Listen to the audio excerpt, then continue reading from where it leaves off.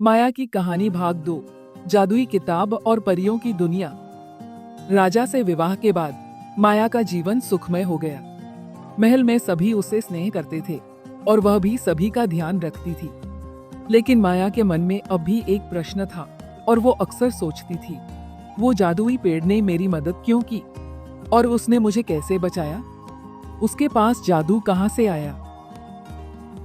एक दिन महल की पुस्तकालय में माया किताबें पढ़ रही थी। तभी एक पुरानी धूल भरी किताब उसकी नजर में आई। माया ने सोचा, ये किताब कितनी पुरानी और धूल भरी है। तभी अचानक से किताब अपने आप खुल गई और उसमें से एक चमकती हुई परी निकली। परी ने कहा, मैं फेरा हूँ, उस जादुई पेड़ की आत्मा। तुम्हारी अच्छाई और बहादुरी के कारण पेड़ ने तुम्हें बचाया था, लेकिन अब एक और खतरा तुम्हारी ओर बढ़ रहा है। माया चौंक गई। क्या खतरा? परी ने कहा, वो चुड़ैल जिसे राजा ने हराया था पूरी तरह नष्ट नहीं हुई। उसका जादू अब भी गुफा में कैद है। कोई भी उसे फिर से जगा सकता है। माया चिंतित होकर बोली, तो अब क्या करना होगा? परी ने माया को एक जादुई किताब दी और कहा, ये किताब सिर्फ सच्चे दिल वालों के लिए है। तुम्हें परियों की दुनिया जाना होगा, जहाँ से चुड़ैल की शक्ति आती है। माया, मैं तैयार हूँ।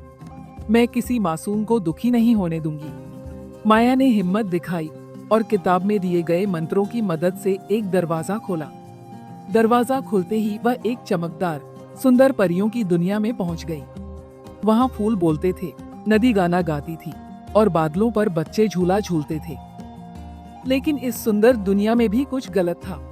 परियां डरी हुई थी, क्योंकि एक काली परछाई धीरे धीरे उनकी दुनिया को निगल रही थी।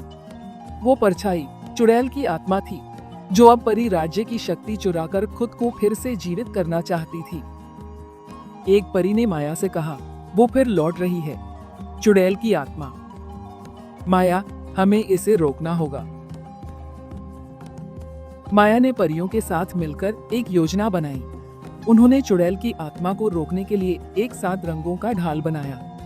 हर रंग एक गुण का प्रतीक था, प्यार, विश्वास, साहस, दया, सच्चाई, उम्मीद और बलिदान। चुड़ैल की आत्मा ने अंतिम हमला किया, लेकिन जैसे ही वह माया को छूने आई, माया ने ढाल आगे कर दी। ढाल की सातों शक्तियों ने मिलकर चुड़ैल की आत्मा को नष्ट कर दिया।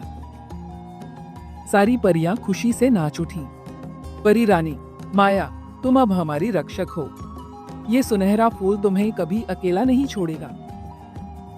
माया, धन्यवाद। मैं इसे हमेशा संजो कर रखूंगी।